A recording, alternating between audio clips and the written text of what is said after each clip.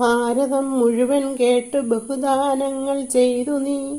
മുനിമാർ പൂജിതന്മാരായി മംഗലം ദേവവെച്ചിടും. നീ ചെയ്ത സുഹൃതം മൂലം നിൻ പിതാവിന്നു സ്വർഗതി വന്നില്ല. വംശം മുഴുവൻ ശുദ്ധമായതുമില്ലടോ. ദേവീക്ഷേത്രം ഭക്തിയോടും വിസ്താരത്തിൽ ചമയ്ക്കുക. സിദ്ധിയെല്ലാം അതിൻമൂലമുണ്ടാകും ജനമേ ജയ. നൽഭക്തിയോട് പൂജിച്ചാലെല്ലാം നൽകിയിടോൾ ശിവ വംശവൃദ്ധിയതു ചെയ്യുമുറപ്പാം നിന്റെ രാജ്യവും. ദേവീയാഗത്തെ വിധി പോൽ ചെയ്തിട്ടുത്തമമായിരിക്കും പുരാണമാം ഭാഗവതം നീ കേട്ടുകൊള്ളുക മന്നവ.